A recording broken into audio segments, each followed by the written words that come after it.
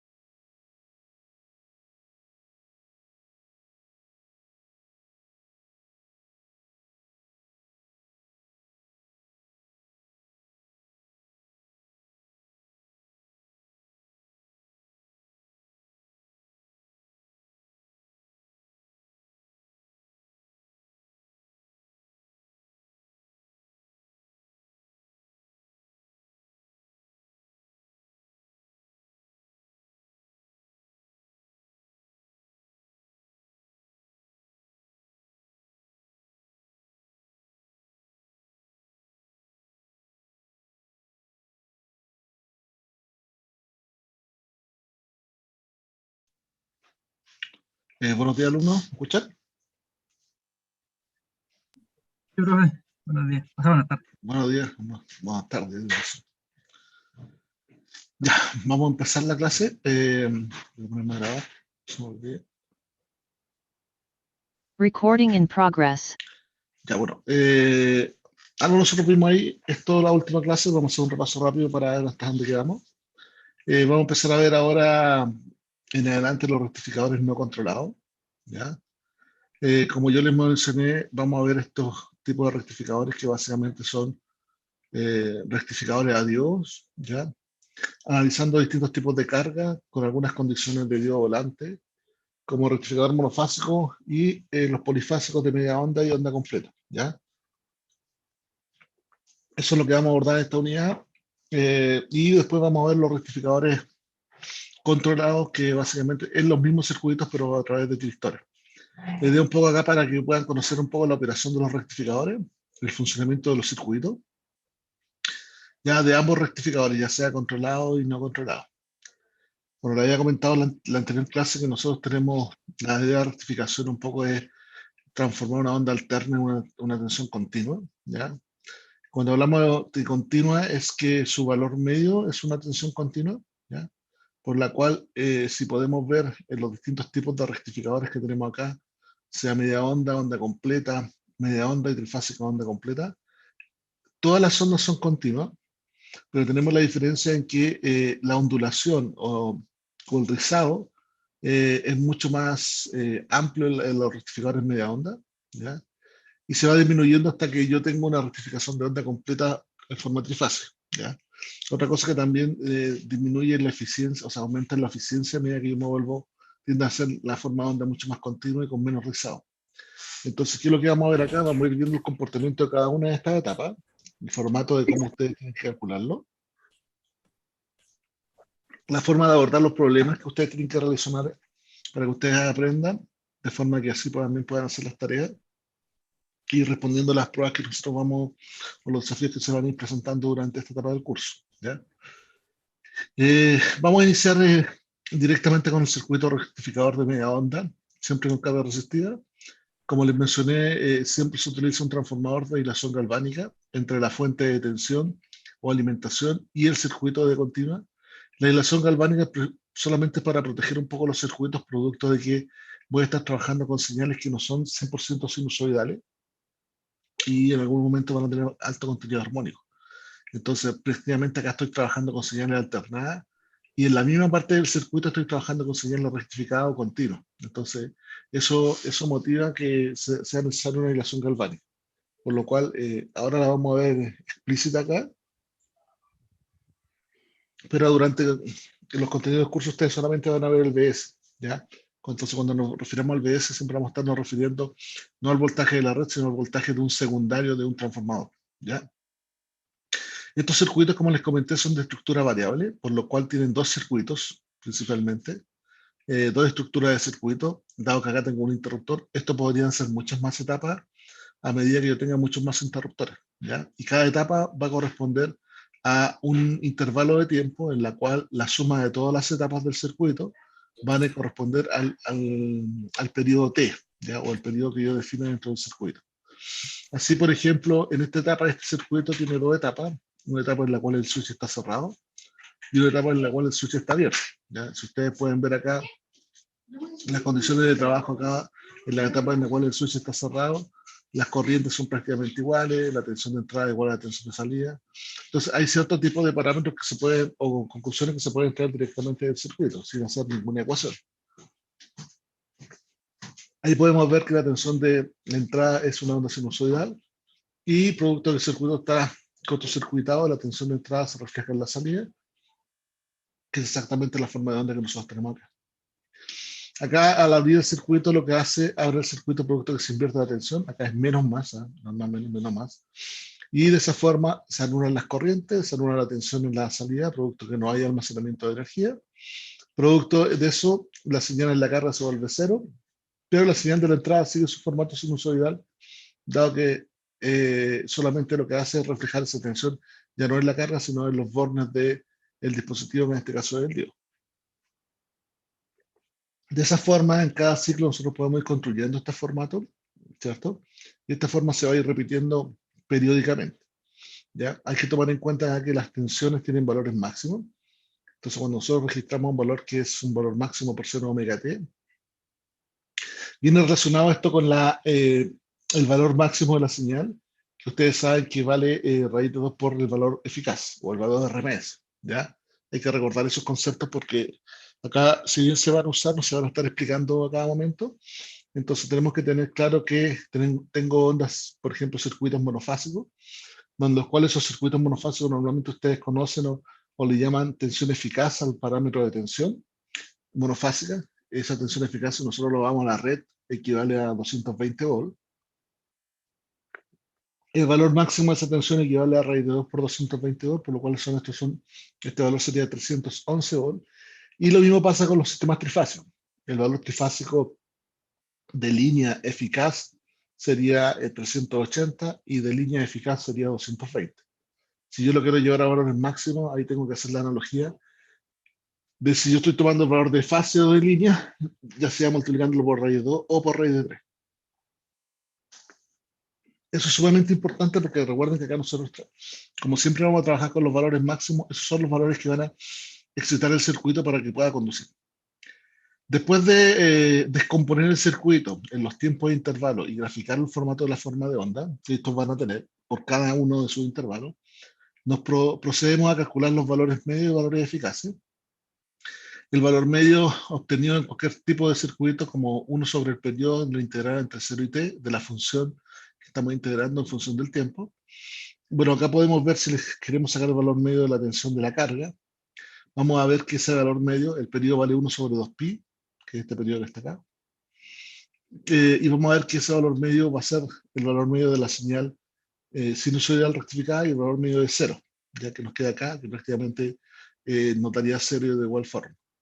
Integrando este valor nos va a dar valor máximo sobre pi, esto nos va a dar prácticamente el 32% de la tensión máxima. O sea, de la tensión máxima que yo ingreso en la entrada eficaz, perdón, el valor máximo de la señal de entrada, yo solamente logro en la salida un valor medio del 32%. O sea, la eficiencia del circuito no es muy aceptable. Y también tenemos el valor eficaz, que justamente es prácticamente lo mismo, solamente cambia la función, en la cual saco la raíz cuadrada de 1 sobre t, de integral 0t, de la función al cuadrado. Esta es la razón de por qué en muchas tablas aparece calculado el valor eficaz en función del valor medio de los parámetros, porque complejiza bastante el estarlo sacando dependiendo de la función que nosotros estemos analizando. Bueno, siempre en estos casos vamos a analizar funciones sinusoidales o en caso cosenoidales o algún otro formato, pero esos son los valores más típicos que nosotros podemos encontrar. De esta forma tenemos los dos valores principales y en base a eso se pueden obtener valores adicionales, como yo les comentaba, como factor de carga, como factor de rizado, como potencia media, potencia eficaz en la carga, ¿ya? O rendimiento del circuito. Y también las corrientes, dado que hay una resistencia, solamente dividir el parámetro por la resistencia para obtener cada una de las corrientes. Entonces, hasta ahí va, bueno, eso es lo que nosotros estamos viendo como circuito rectificador de media onda con carga R.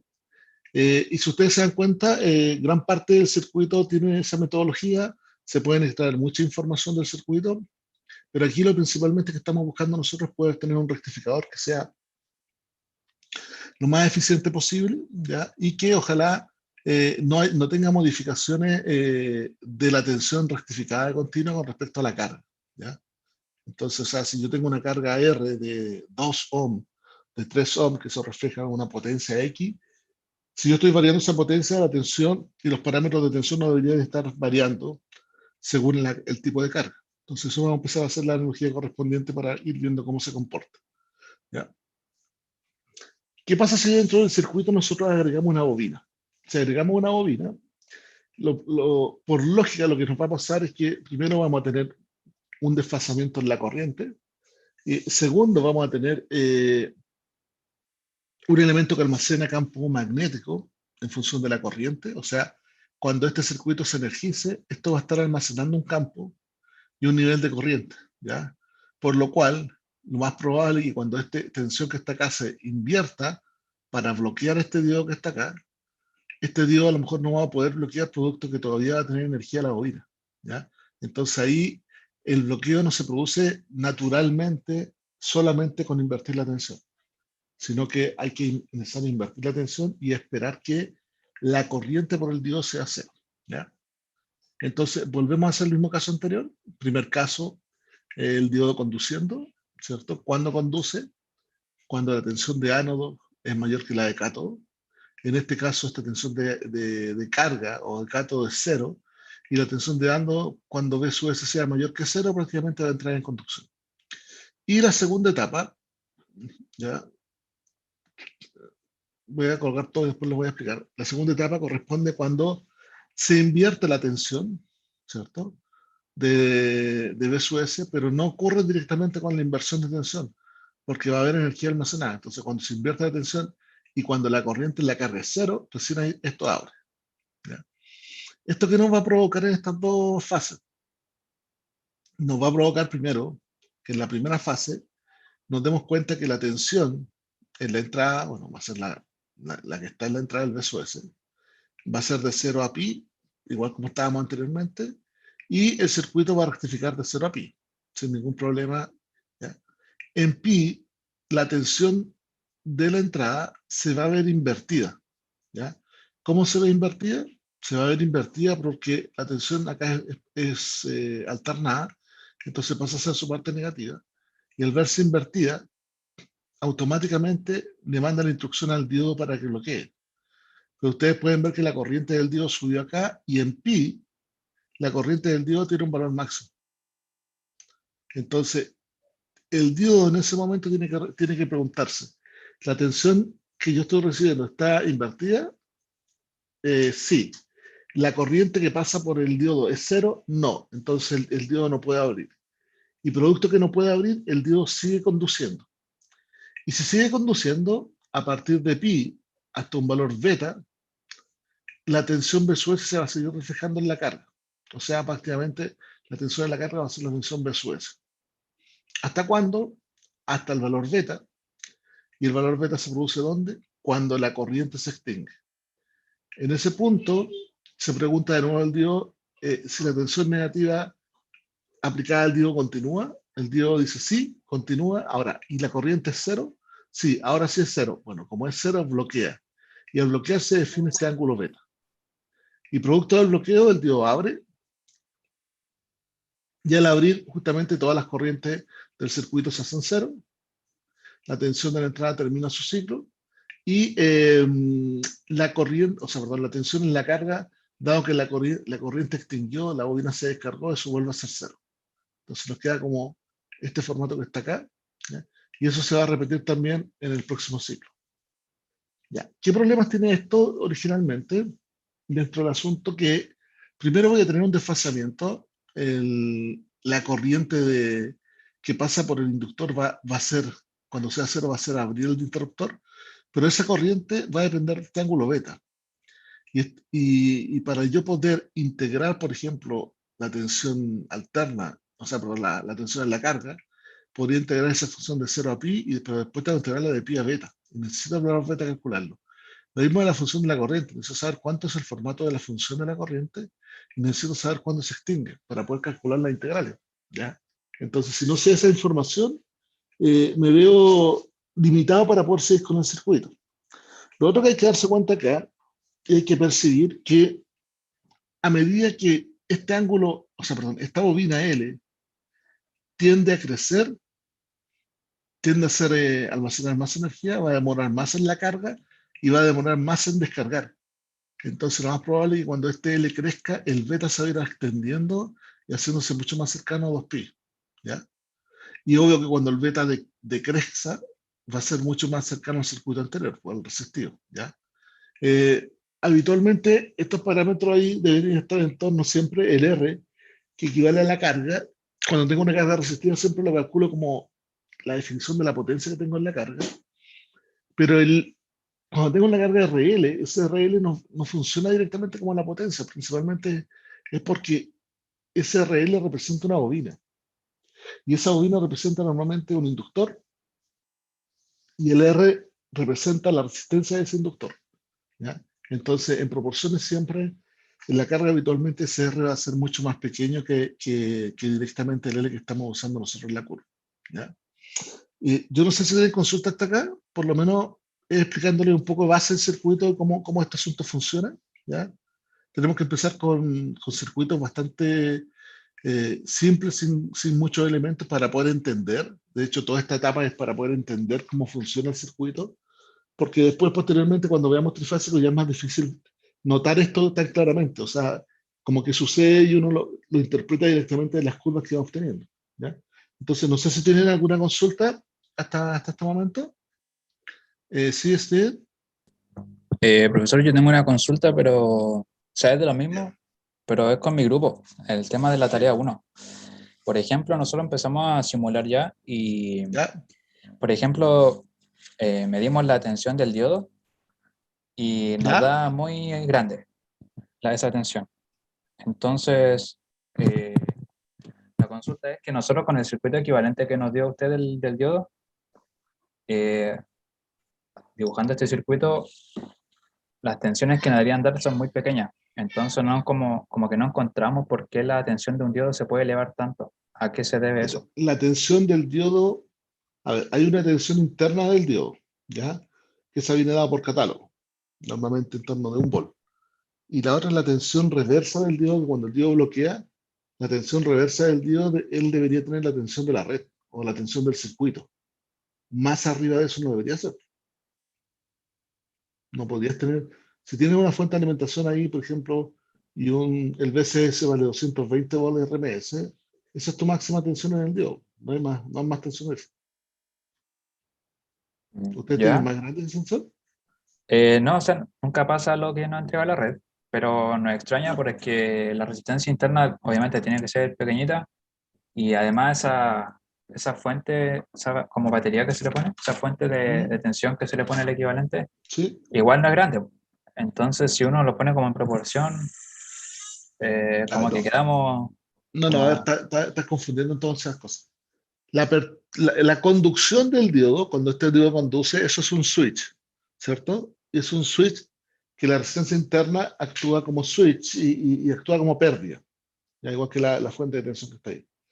Cuando el diodo abre, ahí ya no involucran los parámetros internos, porque el diodo está abierto, por lo cual la tensión que va a recibir en sus bordes va a ser en torno a la tensión de la red, o puede ser el doble de la red dependiendo del circuito como esté tomado. Pero siempre va a tener tensiones similares a eso. Entonces, cuando nosotros vamos a buscar el diodo por catálogo, la tensión que buscamos es la tensión reversa del diodo, es cuánto va a soportar.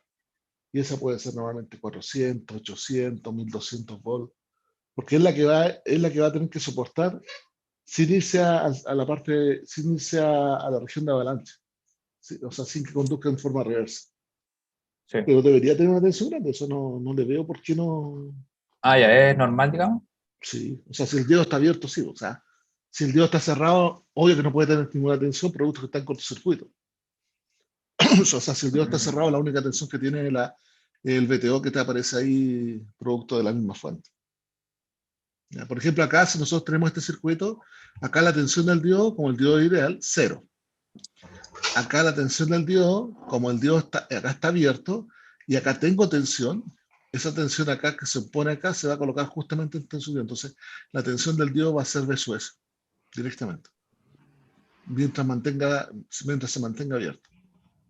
Después cuando pasa de nuevo, vuelve a ser 0. Entonces, claro, va a tener un formato de 0 cuando circula corriente por él y de distinto de 0 cuando el circuito está abierto. Y cuando está abierto el circuito, su tensión debe ser alta, normalmente en el tono de la red. Por eso nosotros especificamos un diodo con capacidad de ruptura mucho mayor. Entonces, por ejemplo, cuando nosotros medimos el circuito, como estas oscilaciones rápidas, lo que nos está entregando capaz es el diodo cuando está abierto, ¿o no? ¿A la tensión tú dices? ¿Claro? Sí, pues es la tensión de bloqueo. La Ya, tensión ya. de bloqueo del diodo. Esa es la que tú vas Ya. a ver ahí. ¿Vale? Ya. No sé si tienen otra consulta. Gracias, profesor. Ok. No hay más consultas. Recuerden para hacer las consultas o levantan la mano o si está todo ok, hagan una flecha. ¿Ya? ¿Está todo ok o no? No veo ninguna flecha. Ya veo alguna. Perfecto. Para todos está todo ok. Traten de responder ahí donde dice participante. Voy haciendo checklists con las flechas para entender que están todos ok y me están siguiendo. ¿Ya? Y de esa forma verificar que está en clase. O sea, ya, perfecto. Entonces, ¿qué es lo que nos queda de este circuito? Nos queda nos queda un desafío justamente porque yo no puedo llegar a calcular el valor medio acá. Porque si fuera a integrar esta tensión que está aquí, podría integrar la función de máximo seno omega t, que es esta que está acá, pero necesito el valor inicial que es 0 y el valor final, ¿cuánto es? Beta. ¿Conozco el beta? No conozco el beta. Y después tengo que integrar la corriente y saber la corriente y también tengo el mismo problema porque no conozco el beta y más encima acá no conozco la curva de corriente. Entonces, cuando ocurre eso, lo que tengo que empezar a hacer yo es desarrollar cada una de las etapas del circuito y verificar su ecuacionamiento, o sea, verificar cómo se comporta el circuito. Entonces, lo vamos a hacer primero con la primera parte, en la cual tenemos la tensión ahí aplicada y vamos a empezar a sacar deducciones de esa ecuación. Tenemos que la tensión en la carga, el BC, es igual que el BS, si consideramos que la caída de tensión en el diodo es 0, ¿ya? Y también podríamos considerar, si hacemos ley de Kirchhoff de tensiones acá, que la tensión B sub S se reparte, igual que esta, pero se reparte en una tensión de la resistencia, una tensión del diodo y una tensión de la bobina. Y si despreciamos la tensión del diodo, nos va a quedar que esa tensión B sub S va a ser igual a la caída de tensión del diodo, o sea, perdón, de la resistencia, y sub C por R, y L por DI de T, que sería la caída de tensión en el inductor. ¿Ya? Entonces, esta ecuación es una curva clásica de primer orden, ya para poder ser resuelta. Entonces, lo que hay que hacer ahí es tomar la ecuación de primer orden, aplicarle el laplaciano y después obtener la ecuación inversa del laplaciano justamente para poder obtener el valor de corriente. Y si nosotros calculamos el valor de corriente, que es este que está acá, nos va a quedar que la corriente claramente depende de una función sinusoidal desfasada más una constante por una exponencial. O sea, ¿qué es lo que quiere decir? Que la corriente tiende a subir y a bajar con un formato sinusoidal y exponencial. ¿Ya? Entonces, eso es más o menos la figura que nos tenemos de la corriente justamente en ese momento. ¿Ya? Y depende de todos los parámetros que están acá. ¿Cuál es el tema acá?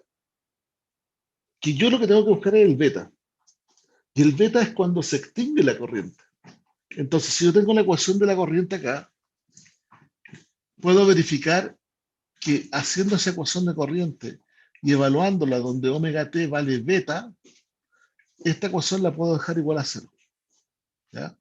¿Por qué? Porque justamente lo que tengo acá, voy a evaluar esta ecuación de corriente acá, que tengo esta en roja, la voy a evaluar justamente en este punto en beta. Entonces, ¿cuánto vale la corriente en beta? 0.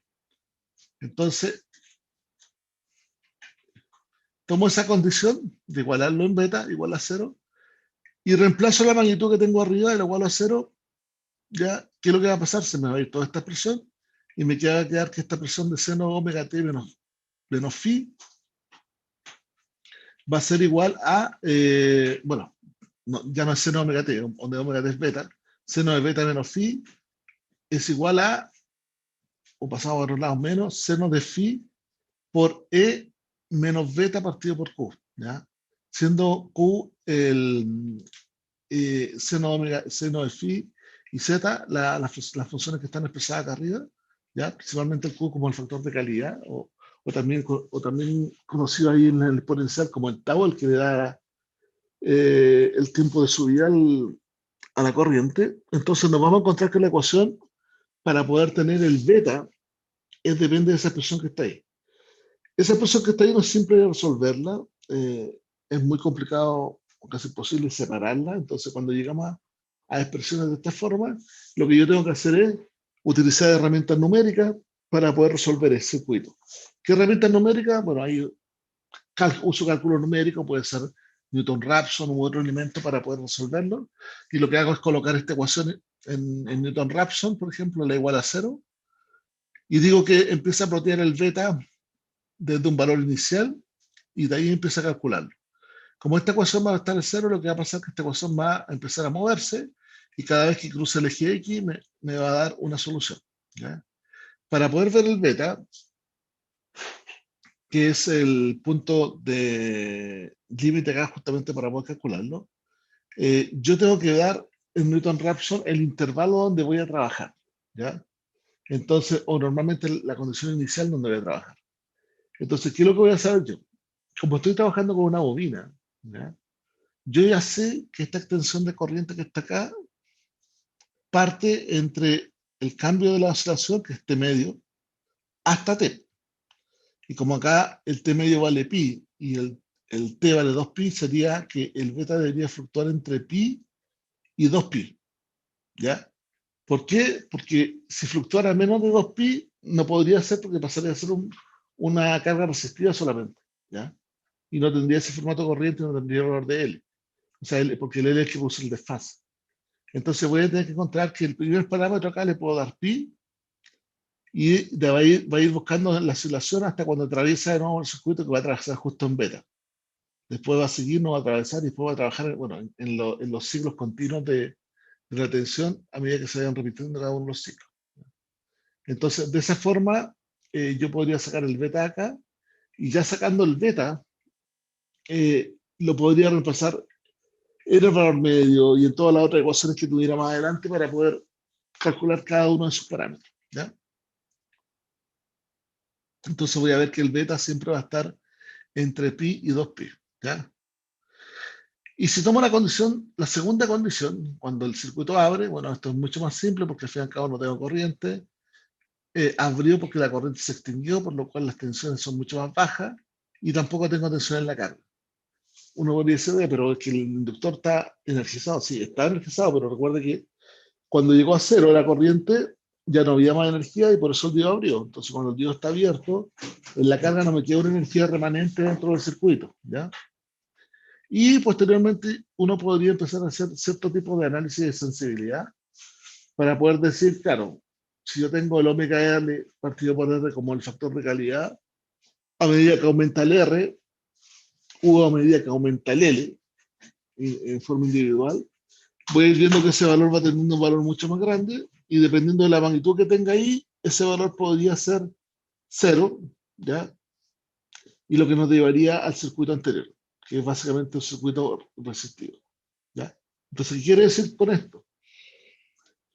De que por simplicidad, cuando yo tengo una carga RL, primero, al tener una carga RL, voy a tener una condición en la cual me va a aparecer un área negativa en la tensión de carga. Esa área negativa en la tensión de carga me va a provocar una tensión media negativa. Con la tensión media positiva que tengo en la parte superior, se van a anular y van a restar, o sea, el valor medio va a tender a bajar. O sea, si yo con una parte resistiva tenía un valor medio, por ejemplo, de 100 volts, ahora con una carga inductiva, en esta condición, capaz que el valor medio sea 80 volts o 70 volts. O sea, va a quedar muy dependiente de la carga que tiene instalada y para la operación del circuito. Entonces, este circuito no me sirve mucho porque cada vez que yo vaya a cambiar la carga, se va a presentar una condición distinta por las cuales primero no voy a llegar a la tensión adecuada porque se me va a restringir y en el circuito también va a disminuir esa tensión media producto de este desfase que se está produciendo entre la tensión y la corriente. Entonces este circuito, si bien uno uno lo tiene acá, normalmente puede hacer la analogía por este circuito a medida que yo voy aumentando el factor de calidad, que es el Q. Recuerden que el Q es omega L partido por R. Esto puede tener infinito de dos formas, que el R tiende a infinito o que el R tiende a cero. ¿Ya? Y cuando el R tiende a cero y uno lo está viendo acá, el circuito se empieza a volver mucho más inductivo. Entonces empieza a asociarse mucho más en una bobina como una bobina muy grande y el circuito empieza a priorizar la capacidad inductiva. Y esa priorización de la capacidad inductiva, ¿qué es lo que logra? Que esa bobina que está ahí se empiece, cuando si es más grande, más grande, más grande, se empiece la corriente a estabilizar y logra hacer una transformación de una corriente continua. Entonces ahí hay que tener cuidado porque muchas veces cuando se analizan circuitos RL y la resistencia es despreciable en función a la bobina, y yo no quiero hacer muchos cálculos, prefiero transformar ese circuito RL en una fuente de corriente. Y hago el mismo análisis para todo el circuito en función de esa fuente de corriente. Entonces el análisis va a ser mucho más simple. ¿Ya? Entonces, ¿qué nos va a quedar con esto? Como les digo, una tendencia en la cual, a pesar de que yo aumente mucho el L, acá siempre voy a llegar a un valor de un beta, que puede estar 2pi, y después a partir de un siguiente periodo. Entonces, para cualquier tipo de circuito, de todas formas, la corriente se va a extinguir, porque se tiene que extinguir en algún momento, porque si no se extingue el diodo no va a conmutar. Y va a volver a su ciclo normal con el cierre y la apertura del nuevo interruptor a medida que la corriente se cargue o se descargue. ¿Ya? Otro caso, tomando el caso también de la carga RL, vamos a tener cuando la carga es RLE. Acuérdense que esto, cuando yo les comenté, esto representaba principalmente motores de continuo. Los motores de continuo se representan como carga inductiva o carga RL, pero este motor de continuo también puede operar y puede irse a trabajar en una condición de generador. O sea, ¿qué significa? Que se puede invertir su torque en el eje y en vez de que este motor esté trabajando como motor, donde yo le inyecto una corriente a los bobinados para que se produzca esta fuerza contra electromotriz, puede producirse el fenómeno distinto, en la cual esto se entiende embalar y el motor que tuviéramos ahí empieza a tomar mayor velocidad. ¿Ya? Y de esa forma, en algún momento, si no cambia su giro, su sentido de giro mecánico, puede cambiar su sentido de giro electromagnético. ¿Qué quiere decir eso? Que si un motor está girando, por ejemplo, en la manilla del reloj, ¿ya? Y uno dice, ahí está funcionando como motor. Puede ser el caso de que en algún momento yo tenga un sistema y lo empiece a frenar. Lo voy a mostrar acá.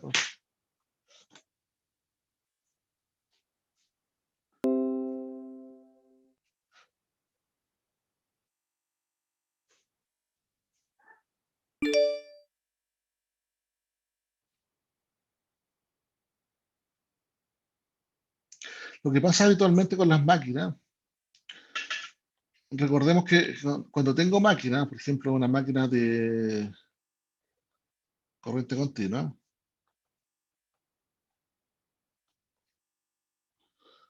¿ya? Normalmente esa máquina, yo la voy a condicionar, esa máquina siempre se refleja, ustedes la reflejan de una condición de armadura y una condición de campo. ¿Ya? Esto es armadura, esto es campo. Entonces, ¿qué analogía nosotros estamos haciendo acá? Estamos haciendo la analogía que esa máquina de corriente continua se representa como una resistencia y una bobina, que puede ser la armadura o el campo, cuando esto trabaja como motor. Pero yo también la podría representar como una resistencia, una bobina y un E. Y ese que significaría una fuerza contra electromotriz, o sea, que esto esté funcionando en torno del generador. ¿Ya? Entonces, habitualmente, si yo tengo una máquina que gira en torno al sentido de la manilla del reloj, uno puede decir esto está funcionando como motor. ¿Ya? Si esto se detiene y funciona al revés, uno dice, ah, está funcionando como generador. ¿Ya? Pero esos giros ustedes tienen que entender que son giros mecánicos. ¿Ya? ¿Qué significa giros mecánicos? Que son en el eje, yo tengo mecánicamente, tengo que frenar la máquina para poder partir hacia el otro sentido. Pero hay giros que se llaman del área de tema electromagnético, que si yo, por ejemplo, en el primer caso estoy funcionando como motor, yo puedo hacer girar la máquina en ese mismo sentido y hacerla funcionar como generador. Uno me dice, pero ¿cómo se está girando en el mismo sentido? ¿Cómo va a girar como generador? Sí. ¿Por qué? Porque cuando gira como motor, ¿ya? Normalmente la inyección de corriente va hacia la máquina. La corriente se monta al motor. ¿Ya? ¿Qué significa? Que está girando en un sentido. ¿Ya? Entonces se está inyectando energía a la máquina para que se ayude a girar. Si yo le saco la energía a la máquina y la máquina sigue girando, va a empezar a producir una corriente que va en sentido contrario. Y empieza a funcionar como generador. Esto es muy típico de los sistemas de carguío. Por ejemplo, cuando yo tengo sistemas de carguío, imaginen que tengo una superficie, tengo a una altura H, tengo un motor y acá abajo tengo una correa transportadora y acá tengo otro motor. ¿Ya? Y esto va hacia allá, por ejemplo. Imaginemos que acá, si acá cae material, ¿verdad? Si cae material y el material es pesado y la correa queda estática, yo necesito aplicar un torque para que la correa empiece a girar en ese sentido. ¿Ya? Empieza a girar, girar. Entonces, cada uno de estas máquinas funciona como un motor en una cinta transportadora. Pero ¿qué pasa? Que si ya el peso empieza a aumentar y para no aumentar la velocidad de la máquina, estos motores ya no tienen que acelerar para que esto gire, porque el solo hecho del peso genera una energía potencial donde el peso va a tender a hacer girar en la cinta y los motores van a tener que tratar de frenarla, porque si no las cintas se pueden embalar y puede acelerar mucho. Entonces la forma de girarlo, o sea, de controlar la velocidad, no es controlar la velocidad en forma mecánica, se controla la velocidad en forma magnética. ¿Y cómo se controla eso? Controlando la inyección de corriente o la devolución de corriente. ¿Ya? Entonces, por eso este equipo puede funcionar en estas dos condiciones, como motor o como generador, a pesar de que nosotros veamos el eje girando siempre hacia el mismo sentido. ¿Ya? Entonces, es lo que nosotros también conocemos en los vehículos eléctricos o en este asunto como freno regenerativo. O sea, ustedes cuando frenan, o sea, ustedes cuando van en un auto y frenan el auto, dicen, no, estoy frenando el auto, el sentido de giro no cambia, ¿cierto? Lo que va a pasar es que el auto se intenta frenar. Y cuando el auto se intenta frenar, ¿qué es lo que hago yo para frenarlo? Tengo dos formas de hacerlo, una forma mecánica y una forma eléctrica. La forma mecánica es, con unas pastillas de freno, los freno mecánicamente el eje. Y eso es la forma mecánica. Pero yo lo que podría hacer, que en vez de inyectarle corriente, hago que salga corriente, porque estoy induciendo como una máquina, y esa corriente que está saliendo le pongo una carga, y eso hace que se frene magnéticamente. Entonces, cuando funcionan de este tipo, el circuito que nosotros necesitamos representar es este que está acá, en la cual esto representa la bobina, la inductancia y la fuerza contra electromotriz de la máquina, o FEM. ¿Ya? Entonces, por eso esto va ligado con lo que tiene que ver con máquinas eléctricas, para que ustedes vean las aplicaciones. O sea, no es que uno use cualquier tipo de aplicación, no, es hacia dónde va y hacia dónde se debe controlar. ¿Ya? No sé si tienen consulta respecto a esto. ¿Les quedó claro? Esto es más o menos para explicarles por qué ahora estamos trabajando con un circuito que tiene esta configuración. ¿Ya? Tiene una configuración RLE. ¿Ya? No sé si tienen duda ahí. ¿Está claro? Perfecto. Entonces, básicamente es para que vayan entendiendo un poco por qué estamos viendo cada uno de estos circuitos. ¿Ya? No es que no es que se me ocurrió antojada, uno puede decir, pero ¿por qué en vez de colocar un E no puse un condensador? Bueno, porque justamente estoy tratando de representar cuál es el funcionamiento de la máquina. ¿Ya? Entonces, como estamos en la máquina de continua, siempre trabajando en un rectificador media onda, lo que estamos tratando de representar ahora justamente es esa máquina funcionando como generador. ¿Cuál es el tema acá? Si la máquina ya funciona como generador, eso se va a imponer una fuente acá, que es una fuente contraelectromotriz. Entonces, cuando yo vaya a hacer la conducción del diodo, porque este diodo va a conducir en un momento y va a bloquear en otro, ¿qué es lo que va a pasar? Primero, lo primero que yo tengo que analizar al diodo es tengo que ver cuánto es su tensión de ánodo y cuánto es su tensión de cátodo. ¿Ya? Entonces la tensión de ánodo va a ser Vs. ¿Ya? ¿Cuánto es la tensión de cátodo del diodo? ¿Me pueden responder? En el primer instante, ¿cuánto va la tensión de cátodo? Acá, ¿cuánto Sería vale? la tensión del secundario menos la del diodo. Ya, pero ¿cuál es la tensión, cuánto es la tensión de este punto acá? De este punto con respecto a tierra. O Vc, ¿cuánto vale? En el primer instante. ¿Me sigue la pregunta? En el primer instante, cuando el VSOS está acá, que es la tensión de ánodo, ¿cuánto vale la de cátodo? ¿Cuánto vale Vc en ese primer instante? Antes de conducir el diodo. ¿Cuánto es?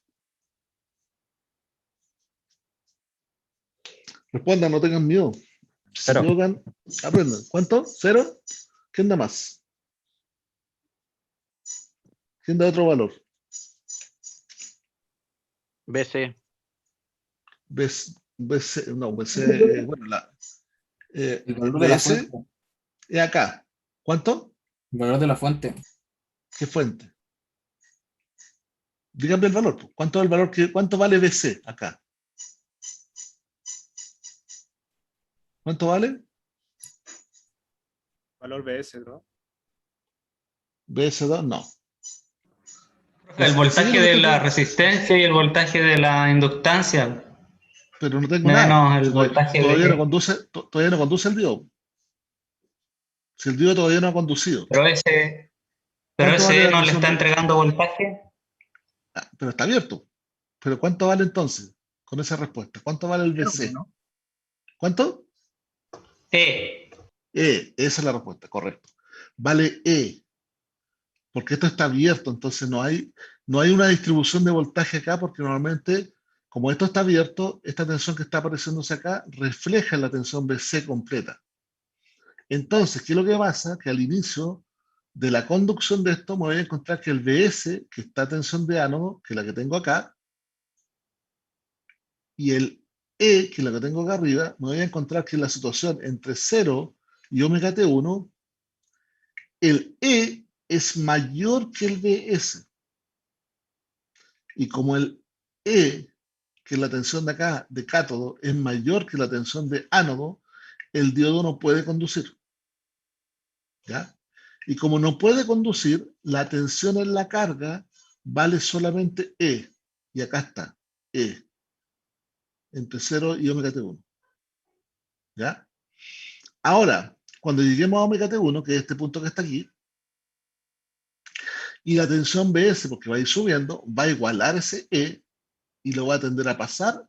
Recién cuando lo pase, la tensión BS, que es la tensión de ánodo, va a superar a la tensión E, que es la tensión de cátodo. Y ahí el diodo entra en conducción. O sea, en el punto omega T1, el diodo entraría en conducción. ¿Por qué? Porque la tensión de ánodo es mayor que la de cátodo de él. Y ahí empieza a conducir el diodo. Conduce, conduce. Llegamos a este punto. A un punto que todavía no está definido, pero un punto entre omega T1 y pi. ¿Qué se pregunta el diodo? ¿Cuál es mi tensión de ánodo? BS. ¿Cuál es mi tensión de cátodo? E. Ya, pero son iguales. Entonces, en un momento más, pasando este límite que está acá, usted va a bloquear. El diodo dice, bueno, estoy en condiciones de bloqueo, pero ojo, cuando usted hizo conducir el diodo, la corriente empezó a cargarse. Entonces, en ese punto, cuando yo bajo, no tengo corriente cero. Y como no tengo corriente cero, ¿qué me va a pasar? No puedo bloquear. Entonces sigo conduciendo. Y él sigue conduciendo, llega a pi, y acá ya no interesa el pi ni en otro lado, interesa que la tensión aplicada al diodo sea reversa, ¿ya? Entonces, pero que con cero corriente todavía. Si no hay corriente va a seguir hasta que choque con omega T2. Y en omega T2, ¿qué va a pasar? La corriente se va a extinguir, ¿ya? Cuando se extinga la corriente, recién bloqueamos, ¿ya? Y cuando bloqueamos y se extingue la corriente, ¿a dónde nos vamos? Al E de nuevo. Y después vuelve de nuevo a hacer el circuito, ¿ya? Entonces, en este circuito se presentan dos desafíos para poder después, porque ¿qué voy a tener acá? Voy a tener que, tengo E, tengo B máximo, esta función es B máximo seno omega T, porque es el reflejo de la tensión de entrada, y después tengo E de nuevo. Entonces, cuando yo quiera calcular el valor medio, por ejemplo, la tensión en la carga, voy a tener que calcular de 0 a omega T1, que va a ser E, de omega T1 a omega T2, que va a ser B máximo seno omega T, y de omega T2 a 2pi, que va a ser E. Ojo, ya no es 0, es E. Entonces, esos tres intervalos debería yo calcularlo adecuadamente. Pero cuando los voy a calcular, sorpresa, no tengo los límites de integración. Entonces, debo buscar los límites de integración antes de calcularlo. Entonces empieza. ¿Cómo calculo omega T1? Ups, acá tengo un punto. Omega T1 es la intersección entre el E y el de máximo seno omega T. Entonces, cuando... Vamos para atrás, después vamos a ver la curva. Entonces, si yo igualo el E con el B máximo seno omega T, puedo despejar el seno de omega T. ¿Ya? Porque me quedaría... el omega T va a valer arco seno de E partido por B máximo. Entonces, perfectamente con una simple ecuación podría calcular el omega T1, entonces no tendría problema.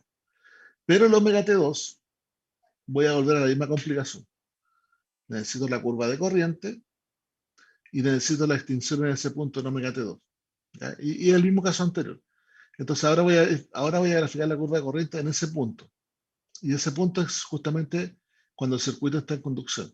Entonces, entre omega T1 y omega T2, cierra el circuito, construyo la ecuación. ¿Qué ecuación tengo ahora? Tengo que BS, tengo BD, tengo I por R, L por D de T y tengo E.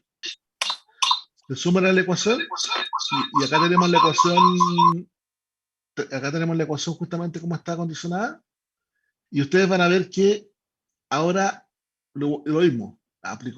Ordeno la ecuación diferencial, es una ecuación diferencial de primera orden, aplico Laplaciano y después aplico inversa aplico inversa de Laplace y encuentro la ecuación de función del tiempo, que va a ser mucho más grande que la ecuación anterior, pero va a ser también homóloga a la ecuación anterior, porque si yo, por ejemplo, la ecuación anterior era RL y el E era 0, si yo el E lo hago 0, se va esta expresión de acá, me quedaría B máximo par C por Z por seno omega T, L es 0, esta expresión se va, me quedaría menos seno omega T1. Entonces, si me voy dando cuenta, cuando yo elimino el E, ¿ya?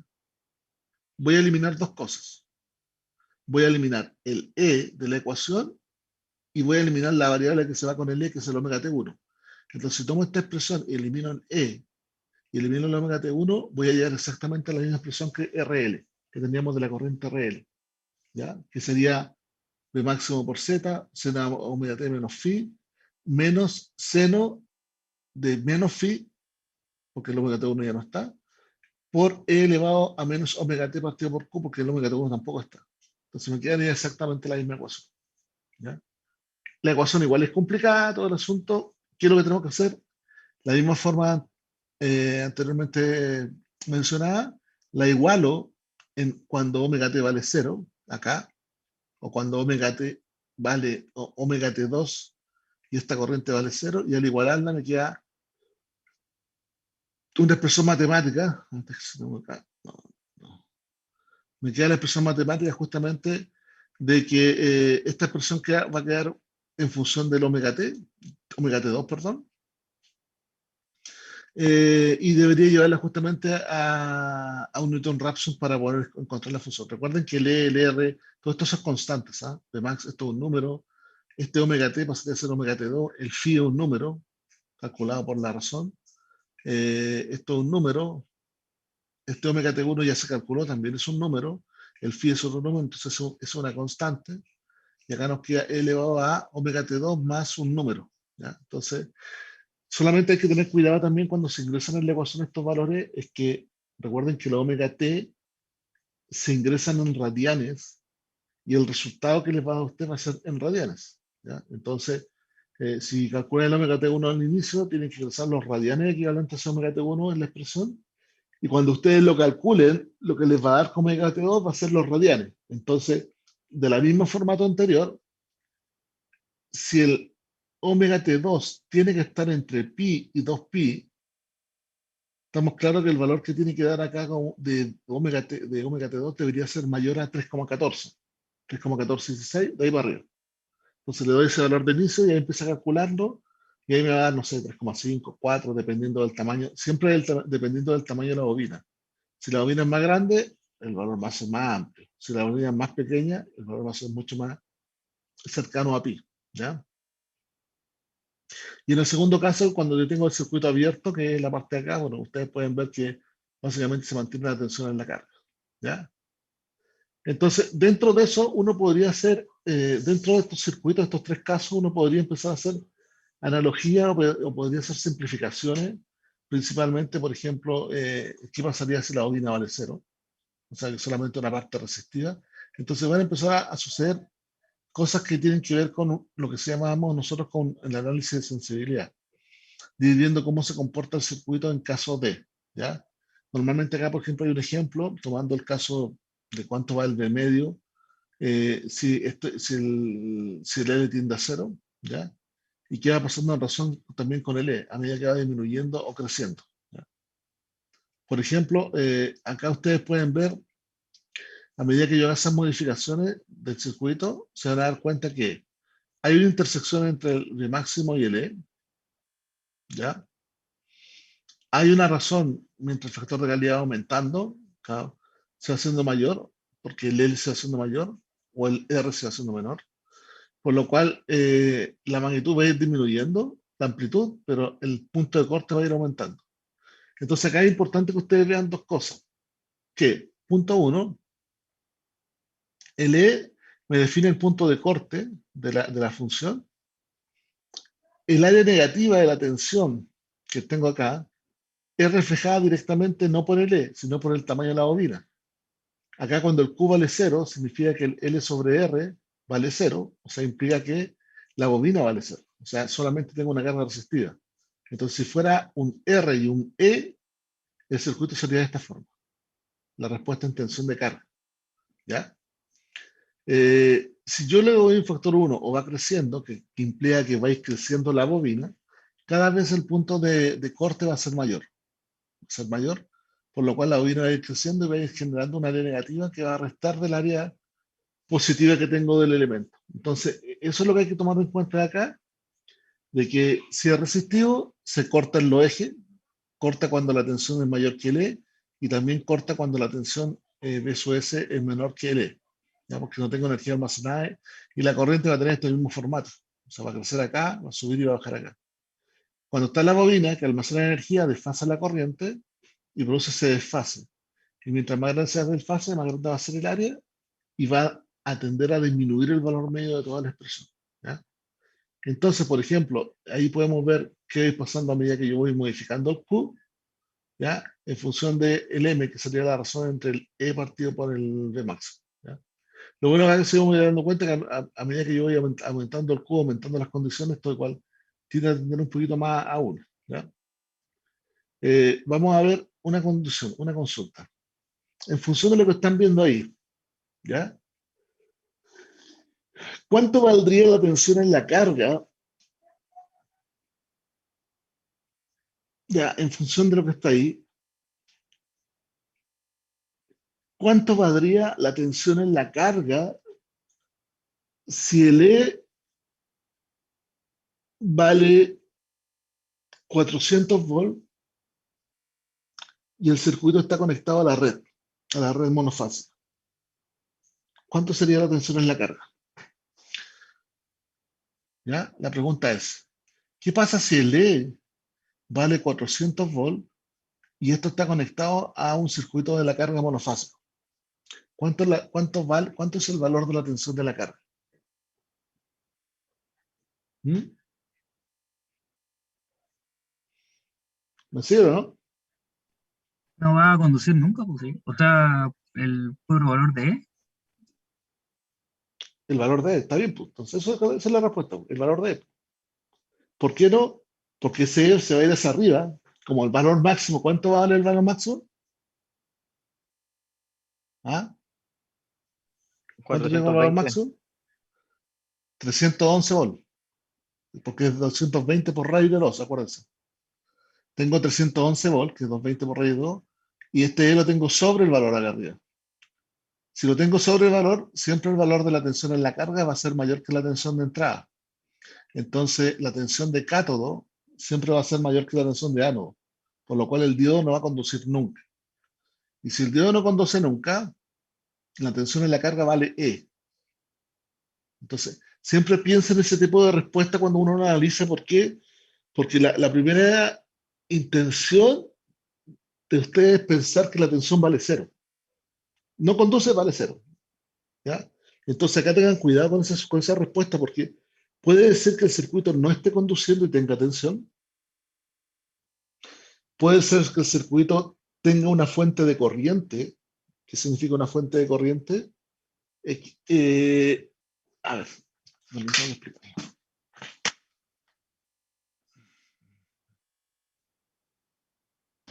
Profesor, ¿Sí? Dígame. hace un momento, cuando estaba mostrando la gráfica, ¿por qué esa curva de la corriente usted la sitúa en una gráfica de tensión? No, es para explicar. Es para explicar el circuito solamente. Ah, O ya, ya. sea, la única forma, lo que pasa es que podría tener la tensión arriba y la corriente abajo y tendría que hacer los cortes, pero es solamente para explicarlo. ¿Ya? Ah, ya. Es como tener las dos curvas en un mismo. O sea, si tú lo fueras a ver, tendría que ser un eje Y, que sería tensión, un eje X, que sería tiempo, y tendría que poner otro eje Y al Claro, frente. más abajo. Claro, para que den. Ya, Pero solamente para que. Esta es la idea más que nada, es para que ustedes entiendan el concepto. ¿Ya? ya, ya. Eh, Gracias. se me fue lo que le iba a decir ahora. Teníamos la tensión, ¿cierto? Ya. Lo que pasa es que acá, hay que ver bien siempre cuando ustedes tengan el dispositivo, lo que nosotros siempre tenemos que ver bien es esto. Supongamos que esto va a mantener siempre como tierra. Entonces siempre voy a decir cuánto vale la tensión de A y cuánto vale la tensión de C. ¿Ya? Entonces, para el caso ideal, esto conduce cuando las dos tensiones son iguales. ¿Por qué? Porque no hay nada que se pueda oponer. Entonces basta que la tensión de A sea igual a la tensión de C y conduce. Para el caso real, en realidad la tensión de A debería ser un poquito más grande que la tensión de C para poder romper ese BT0. ¿Ya? Solamente con eso. Pero en estos circuitos, cuando nosotros estamos explicando siempre, en el momento que estos dos cosas son iguales, esto entra en forma inmediata a conducir. ¿Ya? Entonces, lo que le quería explicar es lo siguiente. Cuando nosotros tenemos circuitos de carga, ¿cierto? Pueden ser, como ustedes lo vieron, resistencias, pueden ser resistencias con bobina, o pueden ser resistencia, bobina y esta fuente. ¿Ya? Entonces, esas son nuestras condiciones de carga. ¿Ya? Pero ustedes van a encontrar en los libros, hay veces que uno pide explicar las curvas como ustedes lo están viendo ahí. Entonces hay veces que complejiza mucho explicar las curvas porque pueden ser, o sea, puede ser cualquier condición de corriente de inductancia y resistencia, por ejemplo, en el caso de esta curva. Entonces, habitualmente lo que uno hace, se lleva a la aplicación. Entonces, ¿qué es lo que nos dice la aplicación? Nos dice, primero, estamos trabajando con máquinas de inducción. O sea, perdón, máquinas de corriente continua. ¿Ya? Por lo cual, esta máquina de corriente continua, el circuito RL representa la bobina. ¿ya? Y como este circuito RL representa la bobina, básicamente en el núcleo, ¿ya? Es una inductancia, ¿cierto? Pero esa bobina, dado que es un cable enrollado, ¿ya? Ya de por sí es un cable y el cable ya tiene una resistencia. Entonces, esa resistencia que se coloca acá, básicamente es la resistencia, podríamos decirle, del cable. Y este es el L de la bobina. Entonces, ¿qué es lo que va a pasar? Si yo agarro el cable y lo embobino, o si lo coloco como una bobina, todo el asunto, o lo estiro, el cable va a tener la misma resistencia, o sea, su resistencia va a ser la del cable, naturalmente la que tenga ahí. Mientras mayor potencia y más capacidad de corriente tenga ese cable, va a ser, ¿cierto? Va a tener la bobina. Entonces, mientras mayor es la corriente que esté, la resistencia del cable va a ser más pequeña, ¿ya? Pero también la bobina, cuando se construye la bobina del motor, nosotros podemos construir una bobina con núcleo de aire, la cual tiene poco campo magnético, o le podemos colocar un núcleo, que es lo que se hace en los motores, se hacen los transformadores y en las bobinas, y se usan núcleos, ¿ya? Y esos núcleos van a depender un poco de la frecuencia de trabajo. Si la frecuencia de trabajo es 50 Hz, 60 Hz, en las máquinas eléctricas esos núcleos terminan siendo núcleos sólidos de fierro, ¿ya? Con algunas aleaciones especiales. Y en los transformadores terminan siendo láminas, que yo voy colocando una al lado de la otra, ¿ya? Por ejemplo, en las máquinas, ¿ya? Estas bobinas, ¿cierto? Terminan siendo, por ejemplo, a ver, imaginemos que un cilindro del rotor, ¿ya? Entonces imaginemos que esto termina siendo una bobina, que esto va a ir enganchado así y va a estar sobre esto, siendo esto es un núcleo sólido, ¿ya? Y dependiendo del material que esté usándose, bueno, le va a dar mayor campo magnético a la bobina porque estoy aprovechando no el aire, sino un núcleo para que pueda usar ese campo magnético. Ahora, ¿qué pasa cuando son, por ejemplo, transformadores? ¿Ya? La bobina, que también se sigue representando como, o inductores, se va a diferenciar solamente en dos elementos. Si es de baja frecuencia, frecuencia, frecuencia, o si es de alta frecuencia. ¿Ya? ¿Qué es lo que va a pasar? Para bobinas de baja frecuencia, el transformador son como los transformadores tradicionales que ustedes conocen. Normalmente, esos transformadores se componen de láminas. Y esas láminas normalmente o habitualmente son láminas tipo E. Hay de otros tipos también, pero imagínense que esa E está equilibrada, ¿ya? Son láminas tipo E y láminas tipo I, ¿ya? Entonces, cuando se construye un transformador, lo que se hace es que eh, se deposita la lámina tipo E, ¿ya? Así en la base,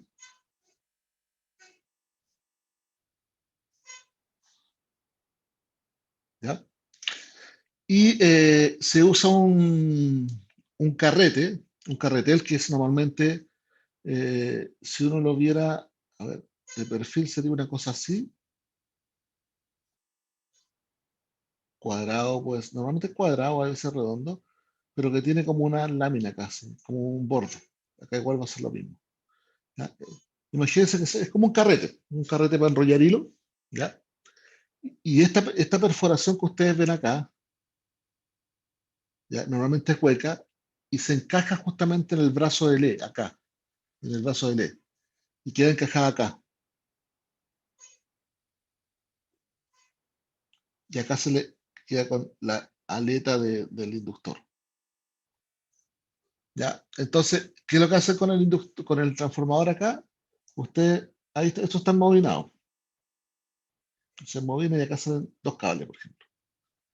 Pero para poder cerrar el flujo del núcleo, voy acá y le coloco la lámina tipo I. ¿Ya? Y esto se va engrosando hacia allá según la cantidad de láminas que yo voy colocando. Esa es la forma de construir los transformadores. ¿Ya? Entonces, ¿qué es lo que va a pasar con el transformador? El núcleo es construido por varias láminas de este formato. ¿Y cómo se construyen los inductores? De igual forma, pero a veces no son núcleo E, a veces son núcleo C solamente. Es el mismo procedimiento. ¿Ya? Pero cuando yo trabajo con alta frecuencia, no trabajo con láminas. Trabajo también con núcleos E y barra I, pero en vez de ser un núcleo de láminas, es un núcleo sólido y es más parecido a un imán. De hecho, se construyen con elementos ferromagnéticos distintos.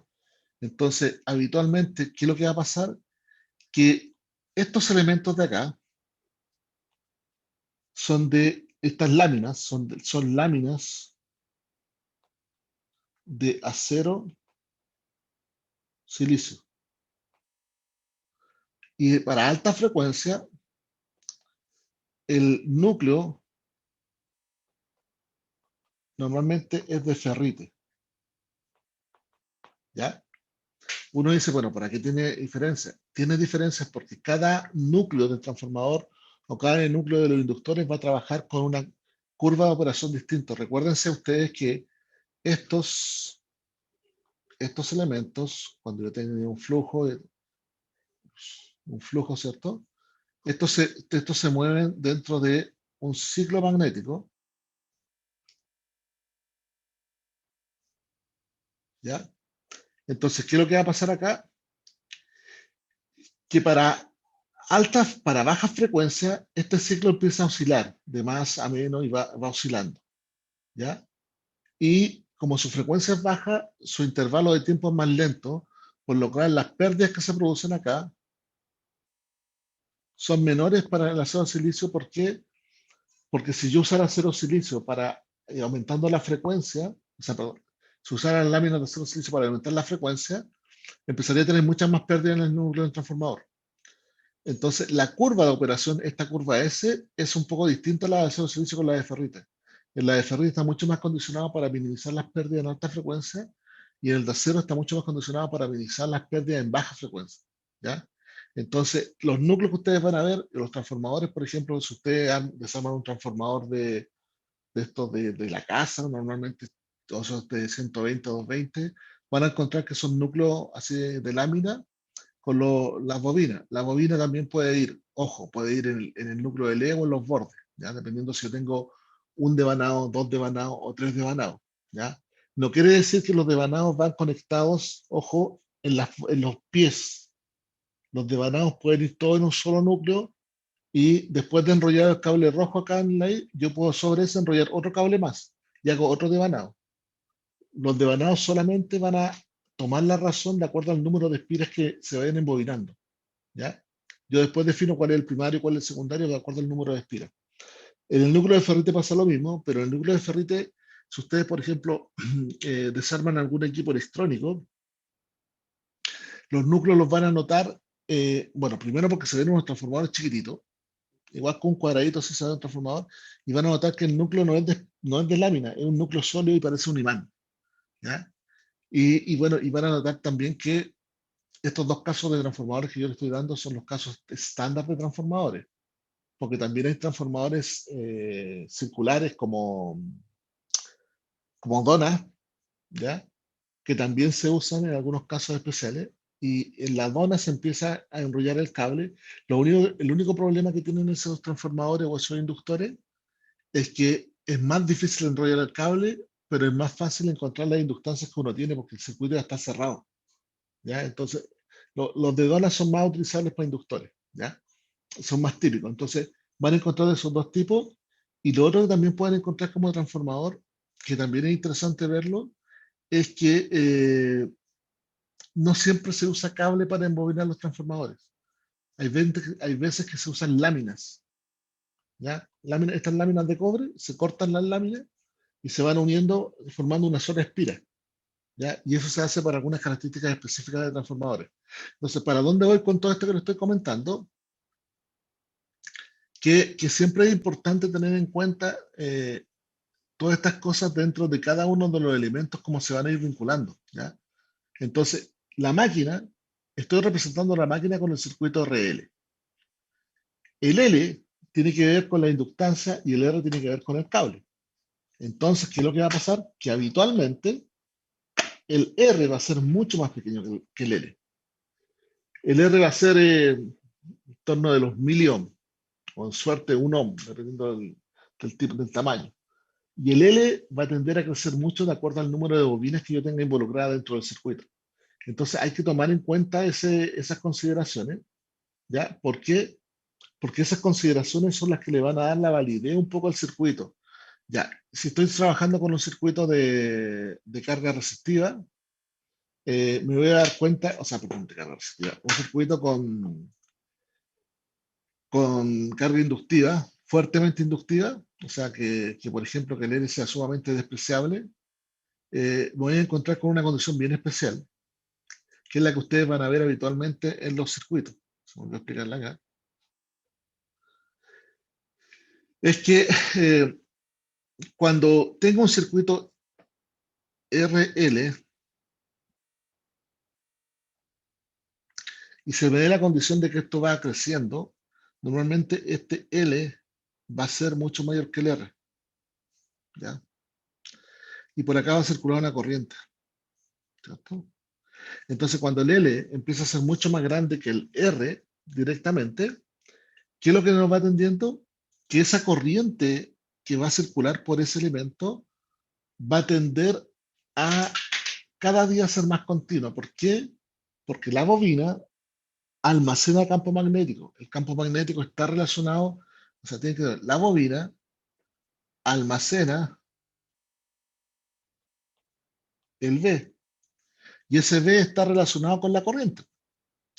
Entonces, mientras yo más almacene el B, más almacene el campo magnético, voy a tender de que esta corriente sea constante.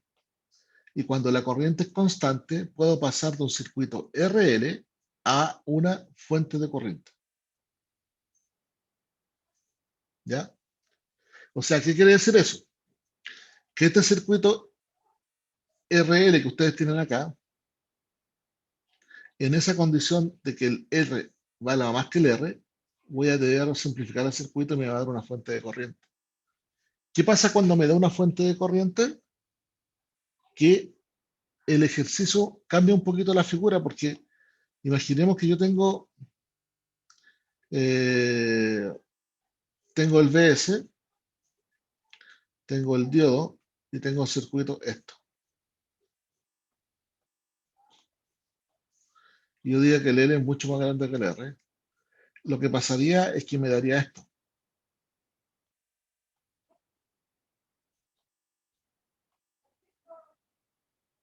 ¿Ya? No estoy diciendo que es una fuente de corriente, tiende a ser una fuente de corriente. Si tiende a ser una fuente de corriente, ¿ya? Uno dice, ¿cuánto vale el BC? ¿Ah? ¿Cuánto valdría el BC si tiende a ser una fuente de corriente?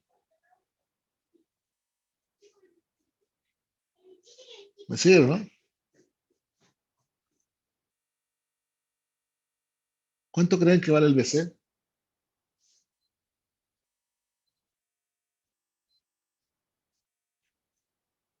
¿Ah? ¿El UBS? ¿No? Va a depender, por ejemplo. Lo que pasa es que cuando tengo este circuito y tengo una fuente de corriente, si el diodo conduce, BS vale BC, a pesar de que hay una fuente de corriente. Lo que pasa es que al tener en este circuito una fuente de corriente, me voy a dar cuenta que el circuito va a entrar en conducción y no va a parar nunca, porque después la corriente nunca se hace cero. ¿Ya? Entonces vamos a ir dando cuenta que, claro, ¿se puede reemplazar esta fuente de corriente? Sí, se puede reemplazar, pero se puede usar en cierto tipo de circuito. ¿Ya? Y eso se va a usar. Porque cuando uno tenga que dibujar la corriente después en los diodos, cuando tenga que dibujar la corriente en la carga o la corriente en la entrada, es mucho más fácil dibujarla cuando uno hace una analogía de que la carga se transformó en una fuente de corriente, porque se dibujan como cuadrados solamente, ¿ya? Y se usan para explicar el circuito. Obvio que en la realidad no va a ser una corriente cuadrada, pero va a tender a ser un formato cuadrado y eso nosotros lo vamos a ver con la simulación. Cuando la simulación le vayamos subiendo al L, se va a dar cuenta que cada vez que sea más grande, el formato de la corriente se empieza a volver más cuadrado, más cuadrado, más cuadrado, hasta que ya termina siendo una línea recta, ¿ya? Entonces esa tendencia la van a tener y la van a analizar ustedes porque también se debe ver cuando se trabaja. Y lo otro importante, que cuando ustedes energizan,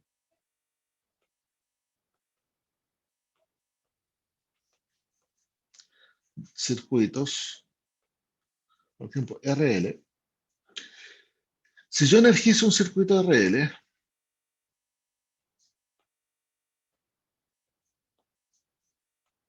y voy y le aplico un BS, ¿ya? Tengo que pensar que en el tiempo cero, el circuito o la carga es esto, ¿ya? En el tiempo 1,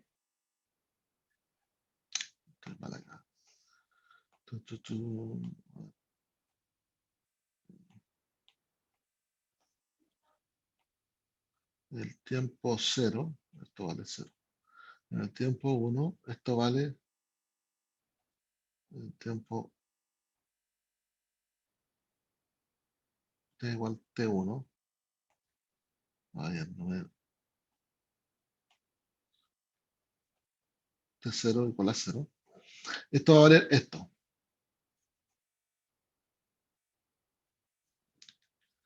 En el otro tiempo, cuando el tiempo vale t2, ¿ya?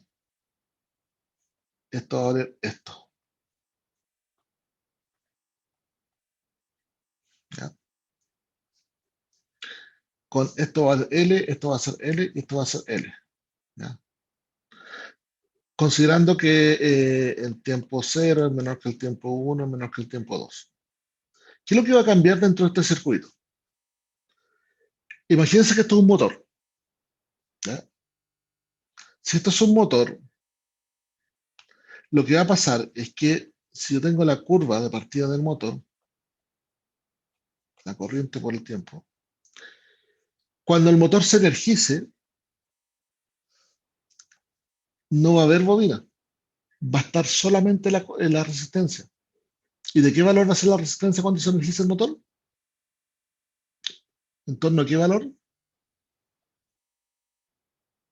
¿Cómo era la pregunta, profe? Se me fue. Cuando yo energizo un motor, lo estoy energizando, tiempo T0, voy y le coloco energía al motor.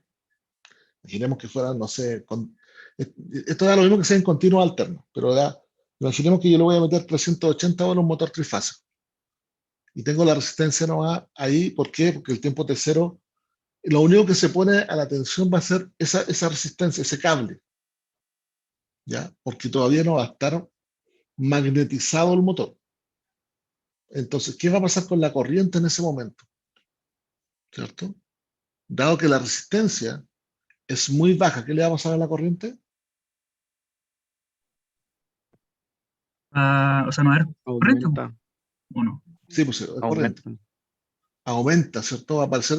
O sea, imagínense que ustedes están metiendo el BS y la corriente que pasa por acá va a ser BS partido por R. Si el BS vale 380 y el R vale 0.1 millón, la corriente va a ser altísima. Entonces, lo que va a pasar acá es que cuando parta este asunto, la corriente se va a ir hacia las nubes y va a llegar hasta acá arriba, hasta un máximo. ¿Qué va a pasar después?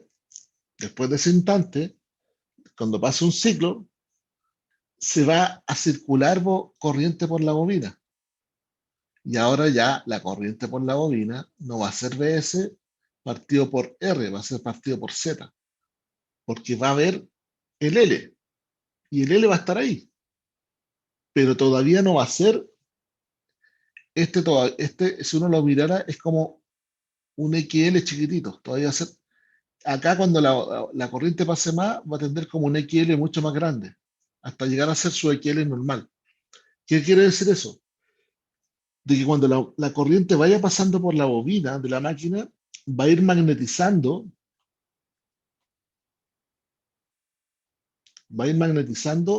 la bobina. Y cuando la va a ir magnetizando, la va a ir cargando. ¿Ya?